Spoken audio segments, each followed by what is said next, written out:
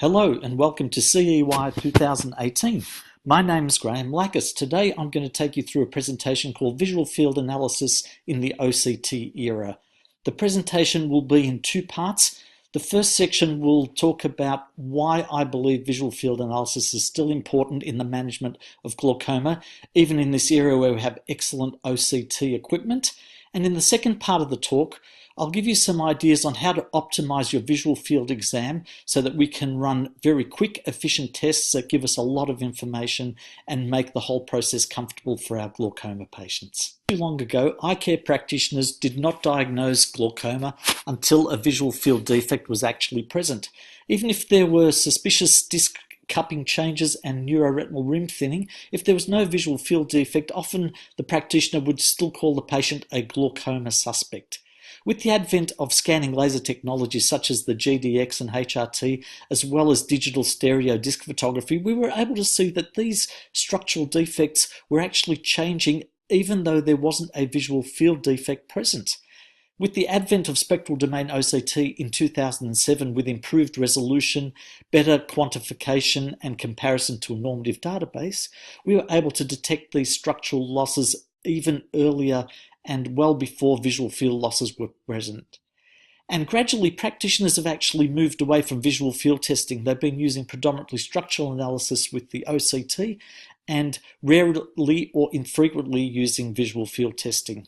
So really, in this day and age, is there still a need for visual field testing? Where do visual fields fit in? Well, let's step back a little bit. What gets damaged first in glaucoma? Does structure go first or does function go first? We truly didn't know till the ODE study came out in 2002, and it was able to confirm that structural losses were predominantly the first part of the eye that were damaged prior to functional losses. This was prior to the OCT development, so they used stereo disc photographs to check for structural changes, and they found that newly diagnosed glaucoma was detected by disc changes in 55% of the cases and by visual field changes in 35% of the cases, and in only 10% of the patients did they actually have problems in both optic nerve and visual field. Now, since OCT came out, we've got a better way to analyze structure than stereo disc photos. And a study has been done recently by Dana Bloomberg that compared stereo photos, visual fields, and OCT at discriminating glaucoma suspects from glaucoma. And not surprisingly, she found that OCT was better at predicting glaucoma than either disc photos or visual field testing. But having said that, a significant number of patients were still detected by visual field alone and weren't picked up by OCT. And in fact, there was one case that was not detected by either OCT or visual field, but was detected by changes on the patient's disc photos. Now, as I said before, it's rare to find simultaneous defects in both structure and function at the time of diagnosis of glaucoma, so please do not wait to find problems in both before making a glaucoma diagnosis. It can be in structure alone or function alone in a lot of the time. So, why can't we substitute structural tests for functional tests? Is there no correlation between structure and function? Of course there is, but the way we present the data means that it's very difficult to compare one to the other. For example, in picture C in front of you, we've divided the optic nerve into 5 superior and 5 inferior nerve fiber layer sectors, and we can overlay them on the typical RNFL Tisnet curve that you see. But if we, for example, look at sector 1 or sector 10 in the temporal part of the optic disc, and we correlate that to the visual field location on a 24-2 exam in section A, we can see that sectors 1 and 10 on the optic nerve only represent 1 point on the visual field in the 24-2. However, if we look at sector 7, sort of inferior and nasal, that represents about 13 points on the visual field. So there's not a direct correlation between RNFL sector on the disc and the number of points represented in the visual field. Also, if we have a look at the structure of the ganglion cells from the fovea outwards, we find there's a problem due to ganglion cell layering and density as we move away from the foveolar avascular zone. On a visual field test, if we get a 3 decibel reduction in visual field sensitivity on a point that's between the edge of the macula and the vascular arcades up in this region, that's associated with a loss of 10 ganglion cells. In that area, the ganglion cells are only 1 layer thick. However, if we go into the perifovea, a little bit closer to the central zone, a 3 decibel reduction in visual field represents a loss of 230 ganglion cells. That's a huge difference, 10 ganglion cells in this area and 230 in the other area. Therefore, there is not a direct link between loss of visual field sensitivity and the number of ganglion cells damaged. And if we think that through, it's quite possible that visual fields may be better at detecting more peripheral glaucoma damage because the OCT may not pick up a loss of 10 ganglion cells as well as a visual field unit picks up a loss of 3 decibels. In the early manifest glaucoma trial, this looked at patients that had established glaucoma and established visual field defects at the time of entry to the study, and they randomized them to treatment and to monitoring, and they found that there was a great importance of visual field later in the disease process. Once a visual field defect was already present, progression of disease was better detected by visual field changes rather than disc changes. Again, this was pre-OCT era, so they used stereo disc photography to look for structural changes. The reason for this is once you've lost enough ganglion cells, you no longer have spare capacity. At a point in space that's looking at a stimulus from your visual field unit, if there are 6 ganglion cells that could pick up that point of light, losing 1 or 2 of them doesn't change your sensitivity very much. But when you get down to the last 1 or 2 ganglion cells, if you lose one of those, then your visual field defect will deepen dramatically. So this is the data from the EMGT study. If we look at both treated and control group, progression was detected predominantly by visual fields and sometimes by visual fields and optic disc, but almost never by optic disc alone, very, very rarely. Now, if we have a look at this graph, which represents a comparison of both structure and function, on the vertical scale we have, for example, microns to represent ganglion cell complex or RNFL thickness, which in a normal patient is around 100 microns. And then on visual field, we're representing VFI, which also starts at 100% and moves down to 0. If we follow the blue line, we see that early in the disease process, loss of ganglion cells will lead to a dramatic reduction in thickness of tissue. But once we approach around 50 microns, 45 to 50 microns, the changes level out, because what happens is that the structure in the retina will never go down to 0. The ganglion cell complex or the RNFL will never revert to 0 because there are glial cells and astrocytes and other structural parts of the retina, such as blood vessels that will not allow the tissue to go down to 0. Conversely, as we said in visual field, because of redundancy of the cells, we can stay close to 100% visual function for quite a while. Once we've lost about 50% of our ganglion cells, then we start to get a dramatic reduction in visual field sensitivity, and unfortunately that can drop right down to 0 at total loss of vision and total blindness. We can look at this in other ways. In the left-hand diagram, we've got thickness of tissue in microns, and comparing it to the mean deviation or loss of sensitivity of the visual field, both for the nerve fiber layer and the ganglion cell complex. And we see that same scenario going on. We might start around 100 microns. If we lose 25 microns of tissue down to 75 and look across there, that's equivalent to about a -5 decibel loss in visual field sensitivity on the MD. However, if we lose another 25 microns down to 50, we're basically down to the level of blindness where we've lost 25 to 35 decibels of visual field sensitivity. And again, if we look at the picture on the right, where we've got the visual field sensitivity on the vertical axis and ganglion cell count on the horizontal axis, most of us have between 1 and 1.5 million ganglion cells at birth. So if we pick somewhere between, let's say about 1.4 million, if we lose half of those cells down to 700,000, that's equivalent to about a 3 decibel loss of visual field sensitivity. If we lose another half of that down to 350, then we're down to about -15 on the decibel loss of mean deviation, which is a significant glaucomatous visual field defect. So early in the disease process, not much change in losing ganglion cells on our visual field sensitivity, but later in the disease process, it's a precipitous drop in visual field sensitivity. So from that, we know that OCT is a little bit better in diagnosing early glaucoma, and visual fields is a lot better in more advanced disease once a visual field defect has been established. But as I said, a significant number of cases are missed by either of the technologies alone. So don't be tempted to use only OCT on glaucoma suspects. I've been sort of guilty of that myself. Sometimes I'll see a little bit of cup to disc asymmetry or slightly suspicious disc or slightly elevated pressures, and we'll run an OCT on the same day because it's quick and easy to do, and it comes up normal, and then I don't bother bringing them back for a visual field because I think if the structure's fine, they're probably going to be okay. But there are a significant proportion of cases where that's not the situation, and we really need to be cognizant of that fact and bring them back for visual field testing, even if it's on another occasion. So in practice, we really need to assess both structure and function and do it properly. If we have a look at the sensitivity and specificity of each of the tests, visual field on its own, which is the dotted line, doesn't do too badly. OCT does a little bit better with the dashed line, but if we combine the data from both, we'll find that we'll get an excellent sensitivity and specificity that's better than either of the tests alone.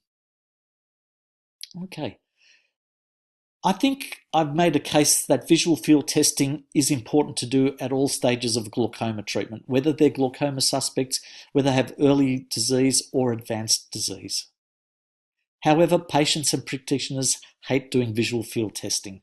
I joke with my patients that the worst part of glaucoma is not going blind, but doing visual field tests, and the patients laugh at that because they know it's true. So what we need to do is develop strategies that minimize the inconvenience for patients while maximizing the amount of clinical information we get out of visual field testing. So you've got the patient now at the visual field unit. We're ready to program everything into the perimeter. What is the best way to proceed? Let's talk about that next. So first thing we have to do with the visual field after we've put in our patient's name and date of birth and spectacle refraction is what area of visual field testing we need to perform. There are a couple of options. Do we need to assess out to 60 degrees? That might be good because that's similar to what, say, a Goldman perimeter was able to do in kinetic perimetry before we had automated threshold perimeters. It could look at 60 degrees, lateral and vertical away from the point of fixation. Problem with that is that it's very hard to get a threshold static perimetry value in the periphery. There are very few ganglion cells and the patient peripheral awareness is not very good and the threshold tends to be all over the place. Plus the testing time is huge because of such a large area and there's no progression analysis software in the Humphrey perimeter to check on 60-degree fields. What about a 30-2? That tests 76 points covering most of the macula close to the arcades. It's good because it covers about 6 or 7 or 8 points better in the temporal visual field area compared to some of the other testing protocols. However, it does take a longer test time. A 30-2 CETA standard is about 7 to 8 minutes. And like most of the Humphrey visual field tests, it only tests 4 points in the central 10 degrees, which I've marked in red here on the right. The 24-2 is another very commonly used visual field test. Tests 24 degrees around and 30 degrees out into the nasal step area, which represents the temporal retina. It's a little bit quicker than the 30-2. It runs about 5 minutes or so, 5.5 minutes with CETA standard. So definitely quicker test time. Again, the same problem. It only tests 4 central points and it only tests 4 points temporal to the optic nerve, while the 30-2 does, I think, about 8 points. What about the 10-2? That's also an option on your Humphrey perimeter. It tests 68 central points, which are marked in green on the diagram here on the right. A lot of practitioners say, why bother? We know glaucoma causes tunnel vision. We tell that to our patients all the time. It doesn't cause central vision loss. However, these days we're getting strong evidence that central defects can occur in glaucoma in the early stages of the disease process, and we'll talk about that shortly. The other option of a 10-2 is in patients who have already lost a significant amount of peripheral vision. You can use that to quantify their remaining central vision. And I feel that any patient that has a defect in one of those 4 central points marked in red on the 24-2 or 30-2 deserves to have a 10-2 done as well to quantify how severe that central loss is. Problem with the 10-2, it takes a long time. There is no fast testing. There's only CEDA standard testing. So it's long test time. It can take sometimes up to 10 minutes to run the test.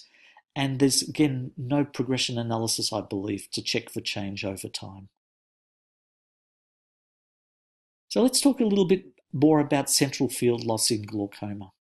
Here's a patient of mine referred to me at my private clinic from a practitioner who works in a commercial setting and wasn't able to manage the patient. So the patient comes in with significant neuroretinal rim thinning, both superior and inferiorly. This is a Nidec 9 by 9 millimeter ganglion cell scan, and it shows a fairly dense inferior arcuate loss and a slightly less dense superior arcuate loss in the ganglion cell complex. But if we have a look at the papilla macular bundle representing the temporal quadrant of the optic nerve, we can see that it's relatively spared. There are no areas of red or yellow in that zone. So what would the nerve fiber layer look like? So this is the RNFL of the same patient. We see a quite significant inferior notching of the RNFL and a little bit less severe superior notching, but quite significant in both cases. And that certainly matches the ganglion cell complex quite accurately. Now, if we were to look at the visual field, we could imagine from this that we'd probably have very dense superior and inferior arcuate visual field losses and maybe that classic tunnel vision appearance. However, this is the visual field for the patient's right eye. We see a little bit of enlarging of the blind spot. We see a little nasal step there and a couple of paracentral and central defects. Typically not what we would expect based on the images of the GCC and the RNFL.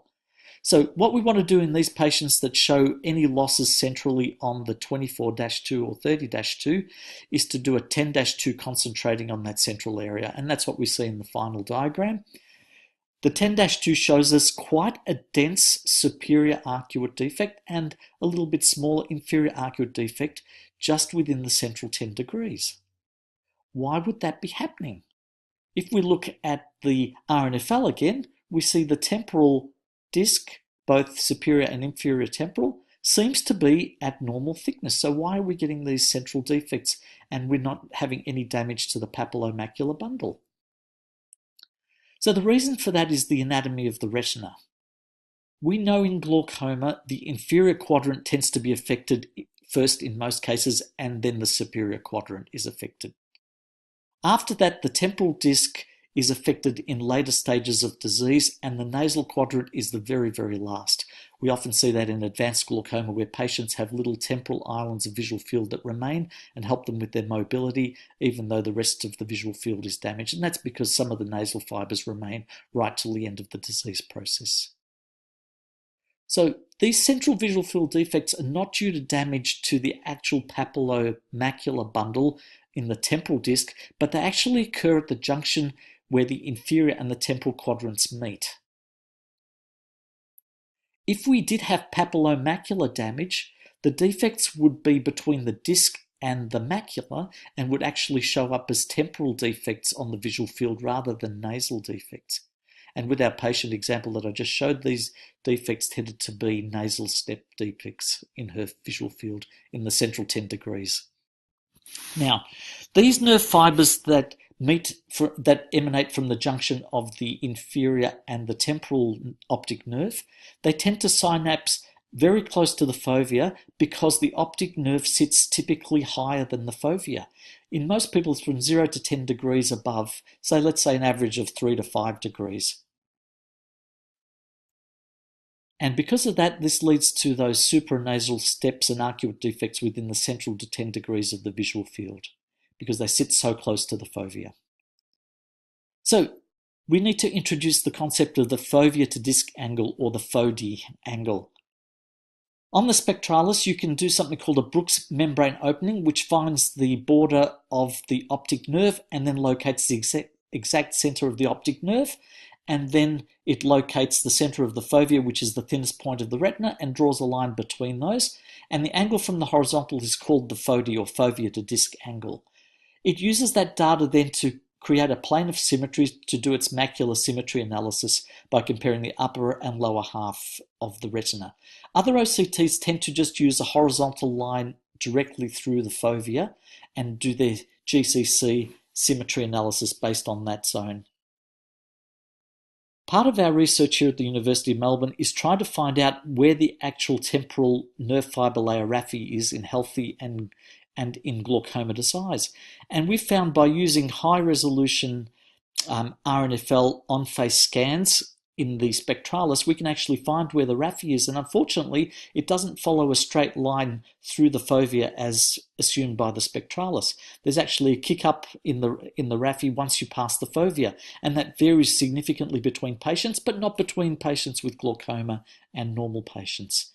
So they actually found from this study that the greatest accuracy is to presume a horizontal line through the fovea rather than the angled line that the spectralis uses, which is wrong more often than it is correct. Until we have accurate software instilled into our OCT machines that can measure the actual location of the raphe, we just have to probably presume a horizontal line will be the best approximation of the symmetry in the retina. So basically, the higher up the disc is away from the fovea, i.e. the larger the Fodi angle, the more likely you are to have those inferotemporal defects affecting central fixation. If you had discs that were almost level with the macula, you'd be much less likely to have those central defects. So, if we know that measuring the central 10 degrees is important, how do we do it efficiently for our patients? Unfortunately, in the Humphrey, as we've said a number of times, only 4 points are measured in the central 10 degrees. But the Humphrey is not the only perimeter available. In Australia, we have the Medmont perimeter developed here in Melbourne that has 20 points in the central 10 degrees that it uses to measure for macular visual field defects. The Octopus as well has a number of central points included in its normal 24 or 30 degree routine to assess macular function. So another study that we've done here in the University of Melbourne looked at which of those macular points are important. And we found that if you have just 2 extra points that I've marked here in blue, in addition to the other 4 points that are existing on the Humphrey 24 and 30-2, and not the whole 20 points that the Medmont has centrally, just those 2 extra points improve your ability to detect central damage on the visual field, standard visual field exam significantly. So overwhelmingly, pairs of locations in the superior macular region were more often abnormal than pairs in the inferior. And we know exactly why that is, and that's because the disc sits higher than the macula, not the other way around. So if you just added those 2 extra points on a 24-2, you could identify a lot more individuals without having to run a separate 10-2 test with all the inherent problems that it has. Okay, so here's a diagram of the 24-2 and the 30-2. These are probably the most common tests used in glaucoma field analysis. And if you surveyed practitioners, I'd probably say half would go for the 24-2 and half would choose the 30-2. The 30-2 gives us a larger test area, that's true. It gives us extra points in the periphery. The 24-2, because it tests fewer points, is over with a couple of minutes faster. So which is the right way to go? Which is better of those 2 options? Our National Health and Medical Research Council glaucoma guidelines released in 2010 said that testing a 24-degree field often represents the best compromise between testing speed, patient comfort, and the amount of reliable information gained. Now, these guidelines were produced by both optometry and ophthalmology, by clinicians and scientists, and the consensus was the 24-2 is the preferred test to use. It gives you plenty of good information, it's quick and comfortable for the patient, and doesn't sacrifice in accuracy. Another paper in neuro-ophthalmology said that in most cases, 24-2 testing strategy provides information that's comparable to that provided by the 30-2 in a shorter time and with less variability. We know that the more peripheral the points on the visual field, the less precise the threshold is. The patients just can't get a precise endpoint that's repeatable every time. So 24-2 appears to be the best compromise. Now, if you're a HFA user, not a Medmont or Octopus, and any of those central 4 points are affected, you have to do a 10-2 at this point unless Humphrey changes its test pattern and adds an extra 2 points in the future. All right, so we've selected our testing area and we've gone in most cases for a 24-2. What about our thresholding strategy? We've got the option of a full threshold, we've got option of SitaStandard and SitaFast. When perimeters first came out, the full threshold would stair-step every point in the field, sometimes would take 6 or 7 presentations before it would get the exact threshold, and it was very, very accurate, very precise. But unfortunately, the test took 15 to 20 minutes, and patients would not be able to concentrate well for that length of time. So Anders Heil developed the Swedish interactive thresholding algorithm to speed up the test time and came out with SitaStandard. And then after that, SitaFast. The benefit of SitaStandard is that it's a little bit more precise than SitaFast. It uses a greater number of steps to work out the threshold, but the downside, it takes a couple of minutes longer to run a SitaStandard than it takes to run a SitaFast. But in any case, SitaStandard is much faster than a full threshold. The SitaFast is a quicker test time, typically a couple of minutes quicker, but slightly less precise at determining the threshold for each of those points. So which is better? Again, most practitioners would probably go with a SitaStandard rather than a SitaFast, but the researchers have actually gone through this question and found that although the SitaStandard is a more precise testing algorithm than SitaFast, especially at lower visual field sensitivity. So when patients have already lost visual field, SitaStandard is a little bit more precise. It's unlikely to make a difference to improving the time to detect change in the patient's visual field, that is visual field progression. So really, in terms of statistical analysis, SitaFast is as good as SitaStandard at detecting progression from normal to defect or a defect that's worsening. Now, just recently, Humphrey has released the SitaFaster algorithm. We've just had a presentation on that here in Australia. Unfortunately, the software is not available yet for us to have installed in our perimeters here, but the SitaFaster strategy seems to be very enticing. It's a new strategy that works on the HFA3 perimeter, the version 3 perimeter. It's not available on the Humphrey version 2. Fortunately, I've got a HFA3, have had since it came out in 2015. It's a software upgrade. You don't need to change the hardware, the existing hardware that you have, and at least in Australia, it's a free of charge upgrade. There's no charge involved for the new software. The benefits are that it's claimed to be a further 50% faster than SitaStandard, which is a dramatic improvement, and also faster than SitaFast.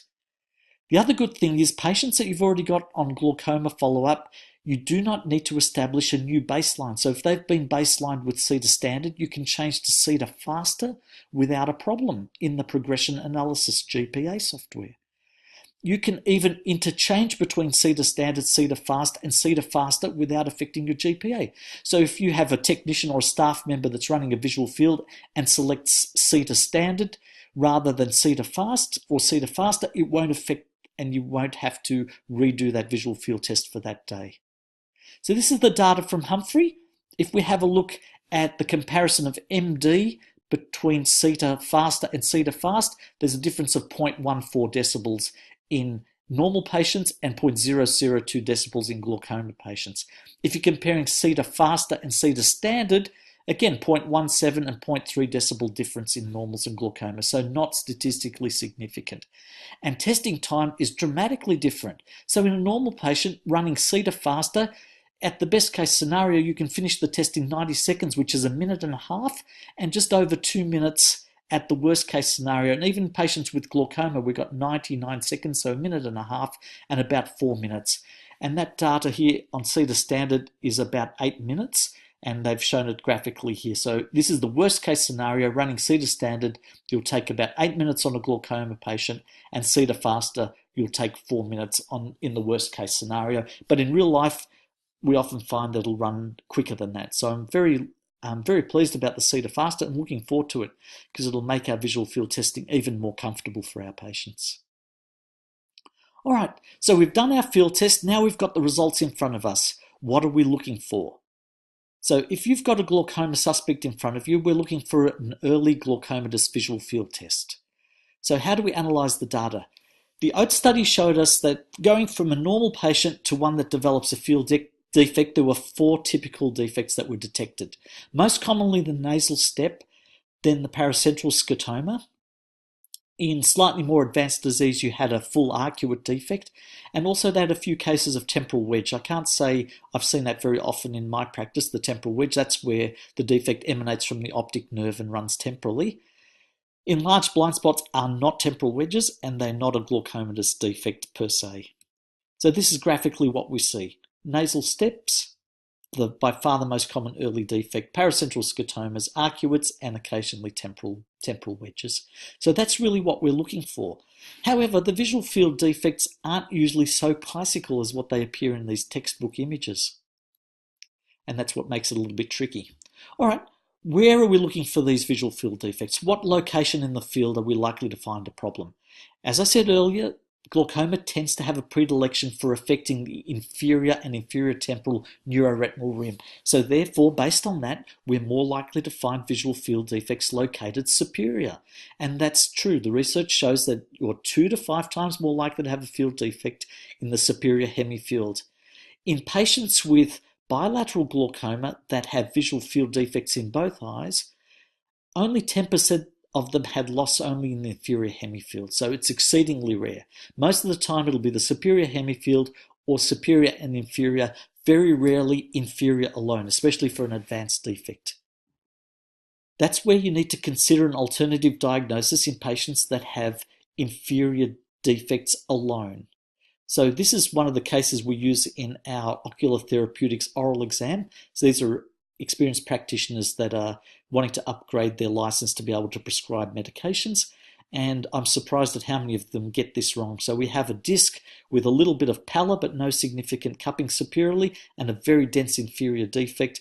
That's much more likely to be a non-glaucomatous defect caused by anterior ischemic optic neuropathy than it is by glaucoma. So we've got a visual field defect. We now need to quantify it. How severe is the visual field defect that the patient has? There are different glaucomatous severity gradings, and a number have been proposed over the years by different groups. One of the ones that we use most commonly is called the glaucoma staging system, and it's based on the mean deviation. So the overall decrease in sensitivity in the visual field. So this is probably a good time to talk about visual field global indices. I know that most of you know and understand these, but it's good to be on the same page about them. The global indices sit at the right-hand side of the glaucoma printout, and they're one of the, after we look at reliability indices, they're one of the most important things that we look at before analysing the field. So the mean deviation, or MD, represents the overall depression of the visual field compared to an age-matched normal. And the Humphrey uses decades, so they compare 30 to 39-year-olds, 40 to 49-year-olds, 50 to 59-year-olds, etc. And if you get an MD of 0, that means you're perfectly matched to your age group. And the more negative the figure, the more decreased your sensitivity. And once you get to around negative 20, you're functionally blind, and around negative 30, you're pretty much totally blind. Problem with MD is it is affected by media. So if someone has dense cataract, that's going to depress their mean deviation. If they've got very small pupils, it'll do the same thing. And if you don't put in a lens to correct the refractive error, it can also decrease their MD greater than what would be decreased by the disease itself. Pattern standard deviation doesn't compare to the age-matched normal, it compares to your own hill of vision. It's looking for any areas that are more depressed than the MD. And that gives us an idea if there's any areas of scotoma, because we know in glaucoma, it doesn't affect the visual field as a whole, it affects areas of the visual field in the nasal step area, paracentral area, and arcuate areas. The Visual Field Index is a more recent global index called the VFI, that's used to combine the best benefits of MD and PSD and gives a scale that's easy for patients to understand, where it goes from 100% with an intact visual field, a normal MD and a normal PSD, down to 0 where the patient is totally blind. And because of it incorporates some of the PSD values, it is not affected by cataract or media opacities. So I find that VFI figure is very good to tell patients you scored 96% on your visual field. They can understand that very easily. And the glaucoma hemifield test affects the superior and inferior hemifields because, as we know, the inferior disc is affected first, we tend to get superior hemifield defects, and the cluster analysis will compare both superior and inferior and flag a big difference between the two of those. All right, so the classification from the glaucoma staging scheme is that mild parametric glaucoma has a mean deviation between 0 and -6. If you convert that to VFI, that's a VFI from 100 down to 80%. So this is a typical inferior paracentral defect with an MD of -2.2. So that's an early glaucomatous defect. Here's a more advanced early defect with losses around the 15 to 20 decibel range and an MD of -5.68 in an arcuate configuration. So these would both be classified as early parametric or mild parametric glaucoma. Moderate parametric glaucoma, on the other hand, has a more significant decrease in mean deviation of -6 to -12 decibels and a VFI of between 80 to 60%. So this is also an arcuate defect, but the range of loss now is around the 30 decibel rather than 15 to 20 decibel. So that gives us an MD of around -9. So that's a moderate parametric glaucomatous defect. Now, severe parametric glaucoma is when the mean deviation is greater than -12, worse than -12 decibels, or the VFI drops less than 60%, or there's a visual field defect that's within 5 degrees of fixation at any level of MD or VFI. So here's your typical advanced glaucoma with a biarcuate defect, what we commonly call tunnel vision, with an MD of -16.5. That is severe parametric glaucoma. However, the image on the right with an MD of -4 is not early parametric glaucoma. It's also severe glaucoma because we have a defect that's threatening fixation, a significant defect within 5 degrees of fixation that needs a 10-2 to quantify in more detail. So the next question is, what's the best way to detect these early visual field defects? In fact, differentiating random visual field losses from true early glaucoma is actually very difficult. The best way to do that is to go by an example. So here we've got a patient, their disc is here, there's some scattered losses around the disc, but the area that we're worried about is this inferior nasal step area in the left eye. Let's have a look at this information in a bit more detail. Firstly, we want this to be a repeatable defect on at least 2 occasions. So you might get this defect the first time. Do not worry, repeat it in 2 to 4 weeks' time, and if the visual field defect is confirmed, you're more likely to have a true defect. The ODE study found that there were, however, about 10% of patients that had a repeatable field defect at the second go that disappeared, that went away on the third go. So in some cases, if you're not sure, do the test 3 times in succession, and as we'll talk about later, that's often a very good idea. Do 3 closely spaced tests to establish a true baseline visual field defect.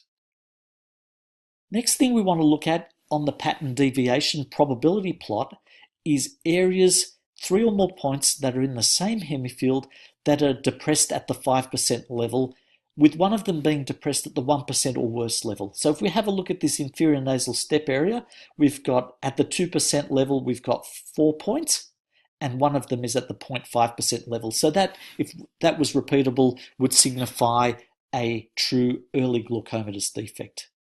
Alternatively, and I haven't got an image of it here, if you looked for a cluster of 3 or more points on the pattern deviation data plot, which is the plot with numbers on it directly above the pattern deviation probability plot, if there are 3 points depressed at 10 decibels or worse, then that is also a significant glaucomatous defect if it's repeatable. Alternatively, if the pattern standard deviation is flagged at the 5% level, such as in this example, 2.28 decibels at a P of less than 5%, that would be considered significant if it was repeatable.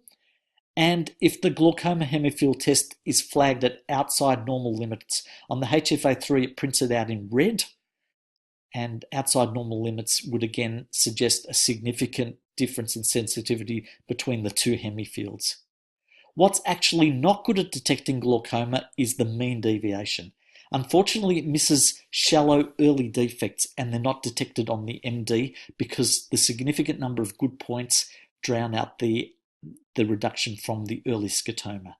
And here's an example of that. Here's a patient which is being followed for glaucoma using visual fields, RNFL, and the Zeiss OCT GCA analysis. We can see on this RNFL that an inferior temporal field defect has developed, and on the GCA analysis we can see a ganglion cell defect has developed as well. But on the MD, it's fluctuated a bit, but hasn't been able to detect the early glaucomatous defect. So early defects don't rely on MD, rely on the other data that we have available to us on the visual field printout. All right, so how do we detect deterioration of the visual field? Let's say you've been a very good practitioner. You've made a definitive diagnosis of glaucoma. You've set a target IOP of 30% reduction. You've started them on treatment such as a prostaglandin analog once a night, and the target pressure's been achieved. You reach around with your arm and you pat yourself on the back and say, "Job well done. I've succeeded in treating this glaucoma." Unfortunately, no.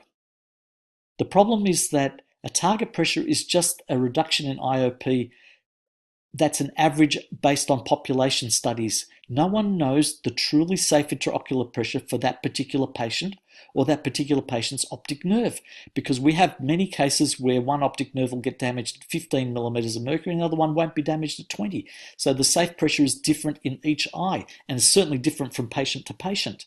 So what we need to do is regular retesting to be able to detect any further deterioration in the visual field over time. If the visual field is stable over time or changes very, very gradually, then we know that target IOP that we've selected is safe and appropriate for that eye. However, if the visual field keeps worsening, then that target IOP is not low enough. We need to reduce the target further and escalate our treatment. Now, there are two ways of detecting progression in your visual field. One is called event analysis. Event analysis looks for changes in each individual point on the visual field, either a deepening of the scotoma. So if the original point was depressed at negative 10 decibels, it's looking if it's depressed at negative 15 or negative 20. It looks for widening of an existing scotoma, where instead of the original scotoma was 3 points, it becomes 4 or 5 points. Then that's considered progression on event analysis. And it also looks for a new scotoma formed in a different part of the visual field. For example, if you started with an inferior nasal step and suddenly you develop a paracentral defect as well, or a defect in the different hemifield, that's a sign of progression as well. So the Humphrey calls it guided progression analysis, and it's based on the pattern deviation plot. It flags points that have changed more than the patient's inherent variability in their test taking. And it's really the quickest way to detect any point-wise progression in your visual field. It requires only a minimum of 3 reliable visual field exams. However, it tells us if the field has changed, but it doesn't measure overall deterioration in the visual field. It just tells us that scotoma may have changed. Here's an example of event analysis. Basically, points that have changed once get a hollow triangle, twice a half-fill triangle, 3 times a solid triangle, and 4 times or more get an X. And there's also a notation on the field, and that'll say no progression, possible progression, or likely progression. I want you to ignore possible progression. It has a very high false positive rate of 18.5%. Likely progression is a lot better with only 2.6% false positives. So progression, it's quite likely that the patient has deteriorated since you established treatment and your baseline. The other way to detect change on your visual field is trend analysis. Trend analysis looks for progression over the whole visual field. It tracks it using the MD, the mean deviation, or the visual field index, VFI. It takes longer to detect progression than event analysis, and as we said before, MD takes a while before it can detect early glaucomatous defects, and same thing with trend analysis. You need 5 to 6 exams to be able to detect significant change in the overall visual field. The good thing about it, it just doesn't tell us that changes occurred, it tells us the rate of progression, and that can actually help us predict how rapidly the patient is losing visual field and how long it'll take for the patient to progress to blindness, either functional or total blindness. Here's an example of trend analysis using mean deviation. So this patient's had 6 visual field points, starting here, 1, 2, 3, 4, 5, 6, and the software's been able to plot a loss of negative 1.9, so almost negative 2 decibels of mean deviation a year. And as we'll talk about shortly, that's quite a significant loss of mean deviation. Alternatively, you can use the VFI, and most of the latest Humphrey software prints out the VFI because it's not affected by losses due to cataract and media opacity. So here's a patient with 5 data points who has a progression rate of 3.7% per annum in their VFI. And at this stage, where we ran our last visual fields, they're around a VFI of 80%, so they're crossing over from an early parametric defect to a moderate parametric defect. And at this rate, in 5 years' time, they'll be down to 60%, which would be a severe parametric defect. So we would probably need to adjust our glaucoma treatment to try and level off that curve and flatten that line. Alternatively, on the right-hand image, this patient's had 5, 6, 7, 10 data points, and we see a progression rate of 10.8% per year. At this rate, the patient's already had significant visual field loss. At 40% or less, we call that end-stage glaucoma, and another 3 years at this rate, they'll be totally blind in that eye. So that's where the advantage of trend analysis is. We can look at the rate of change, while event analysis just tells us that a change has occurred. So in our glaucoma patients, how fast does visual field loss actually progress? Because if we're going to know if a patient's progressing rapidly, we need to know if they're progressing faster than normal. So we do that by measuring the loss in decibels of mean deviation per year, or VFI per year. Now, in treated glaucoma patients, the average loss is negative 0.06 decibels per year. In all intents and purposes, that is no progression. So a large proportion of glaucoma patients do not lose visual field once they've been treated. In fact, about 1/3 of visual fields actually improve over time. If you're losing more than 1 decibel of mean deviation a year, we call these, less than 1 decibel per year, we call these slow progressors. Not no progressors, but slow progressors. And that probably covers 95% of those patients with glaucoma. They'll lose visual field at less than that rate. Rapid progressors lose field at more than negative 1 decibel per year, and that accounts for about 4% of glaucoma patients. And then we have, I love this term, catastrophic progressors. They lose more than 2 decibels of mean deviation a year. Fortunately, that only covers about 1 to 1.5% of patients with glaucoma. So the vast majority of them are stable, only a few of them are rapid or catastrophic progressors. Here's the that data presented in an image form, and we see based at 0 rate of progression are the vast majority of patients. About 1/3 have improvement over time, and up to -1 covers 95% of glaucoma patients. Below -1 covers the remaining 5%. So we see that most glaucoma patients really are very stable. So if you're losing visual field at 1 decibel a year or more, that certainly places you at the 95% confidence interval, and you're well outside of normal. So next question is, how frequently should we test our patients? How often should we run visual field tests? Let's think about the purpose of our ongoing visual field testing. We want to detect any progression in the field through event analysis. We want to detect the rate of progression using trend analysis. So what's the best way to achieve this? We know that not all patients progress at the same rate. The early manifest glaucoma trial showed that in untreated patients, 38% of them did not progress during the study. And if we have a look at that in the control group, these patients were not on treatment in the blue quadrant. 38% of them were stable. Not as good as the 55% that were stable with a treatment of 20% IOP lowering, but a significant proportion were stable over time. They did not progress. The collaborative normal tension glaucoma study, which ran for 7 years, showed 50% of patients with normal tension glaucoma did not progress either. So we do need to know which of our patients are stable and which of them are progressing. The statisticians have found that the more frequently we test visual fields, we can detect these changes at an earlier stage and get a more accurate statistical determination of the progression rate.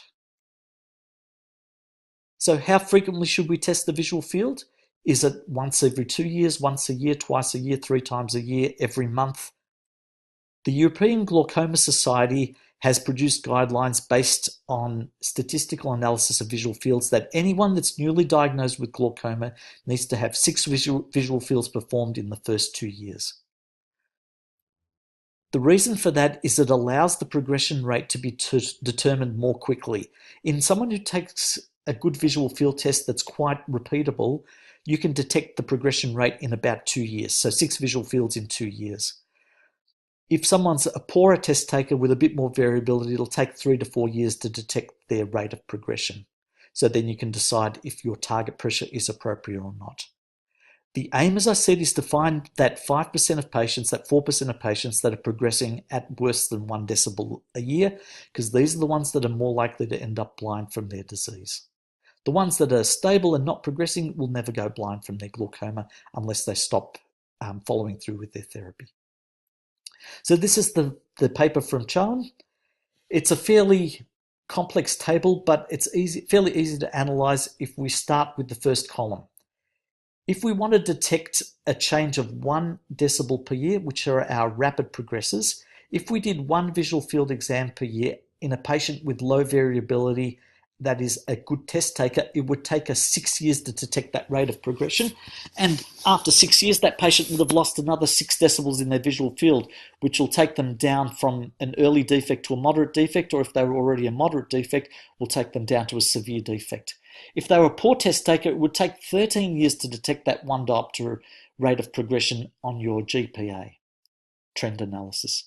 If we increase our testing to 3 exams per year, that -1 rapid progressor would be detected in only 2 years when they've only lost 2 decibels of visual field, and if they were a mild glaucomatous defect, they'll still be a mild defect. Even in the worst case scenario, it's about 4 years.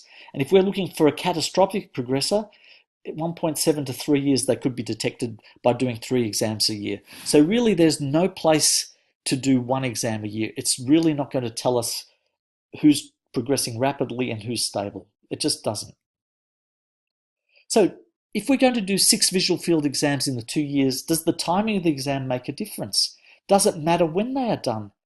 Let's consider some options. What if I did an exam at baseline and I did an exam every 4 months after that? That would give us 7 exams in 24 months. Alternatively, what if I did 2 baselines and then an exam every 6 months? That would give us 6 in 24 months. That still meets the European Glaucoma Society guidelines. And what if I did 3 baseline exams, which the ODE study says is probably the best way to be able to detect a true visual field defect, and then we did another 3 exams 2 years later? That still gives us 6 in 24 months. Which alternative is better at detecting progression rate? So what Dave Crabb's done, and it's a very clever analysis of visual field testing, finds that if you're looking for those catastrophic progressors that are losing visual field at -2 decibels a year, if you do 6 monthly equally spaced visual fields, you'll detect 58% of those. If you do them at 4 monthly, you'll detect 82% of them. But if you do that clustered type of analysis where you do 3 exams at baseline and 3 exams 2 years later, you actually detect 95% of those rapid progressors. And if you look at the false positive rate, it's amazing at 0.4% compared to 3 and 6% in the other testing strategies. So it appears that how we do our 6 visual fields is important at detecting those catastrophic progressors based on this study. And diagrammatically, this shows a baseline exam and an exam every 4 months, which is 7 over 2 years. The estimated rate, which is in red, does not match the true rate of -2 decibels per year. That's quite significantly different. But if we do that cluster of 3 exams at the beginning, 3 exams after 2 years, the estimated rate in red almost exactly matches the true rate in black. The conclusion by Dave Crabb was that doing the odd visual field test in every patient once or even less per year is as useless as doing none at all. It's really not going to give us the information we need doing a visual field every year. So, as practitioners, as optometrists, how do we shape up in detecting glaucoma? Are we doing a good job? The United Kingdom Glaucoma Treatment Study in 2013 was looking at patients that were newly diagnosed with glaucoma. They were randomized to placebo or treatment with latanoprost, and it was incidentally the first ever placebo-controlled glaucoma treatment trial. In the past, the control was no treatment at all. This time they used the same bottle as latanoprost, but with just saline inside it. They found that 88% of the new glaucoma cases were diagnosed by optometrists. The other 12% were diagnosed by ophthalmology, and 56% of the patients had intraocular pressure under 20 millimeters of mercury at diagnosis. So glaucoma at normal intraocular pressure is actually not rare. Over half the patients had glaucoma with pressures under 20 millimeters of mercury. The comment from the paper was that the early stage of the glaucoma and relatively low intraocular pressure at the time of diagnosis suggests remarkably sensitive case findings by community optometrists in the United Kingdom. So we did very well at detecting glaucoma. How do we shape up in detecting progression? We know as practitioners the European Glaucoma Society has recommended 6 visual fields in the first 2 years. In the UK, where this study was done, less than 3% of optometrists are therapeutically approved to prescribe medications. That means in all intents and purposes, glaucoma is managed by ophthalmology. Fung found that when they looked at the glaucoma treatment records of patients in 5 of the major public hospitals in the UK, such as City University, Moorfields, etc., they found that the patients in their first 2 years had only had a median of 2 visual fields performed. And Dave Crabb did a multi-center audit, and that showed that the average patient had 1 visual field performed annually. So unfortunately, not one patient was treated under those glaucoma guidelines of having 6 visual fields in the first 2 years. So all of them are at risk of missing those rapid and catastrophic progressors. So the idea of all this data is to tell us that it's important to do a quick, easy visual field test and do it frequently. It's much better than doing a longer, more precise test and doing it infrequently because the practitioner and the patient hates doing it. So do a SitaFast or a SitaFaster test. Do a 24-2 visual field, not a 30 or a 60 degree. Don't use a full threshold. Use one of the faster thresholding algorithms and do the tests much more frequently. That's going to help your patients much, much more. So let's conclude. Let's give you some practical visual field recommendations that you can take back to your practice next week. Use a 24-2 test pattern in almost all cases. Use the SitaFaster thresholding strategy in almost all cases, and either SitaFast or SitaFaster if you have a hub-free version 3 unit. Perform your visual field testing at the time of diagnosis, so at month 0, month 1, and month 2. Then perform your visual field testing at month 22, 23, and 24. Calculate the progression rate. And if there are any rapid or catastrophic progressors, they probably deserve to be seen by a glaucoma specialist in consideration for glaucoma surgery. And all the other 95% of patients that are not progressing or progressing very slowly, you can take care of them yourself. Thank you.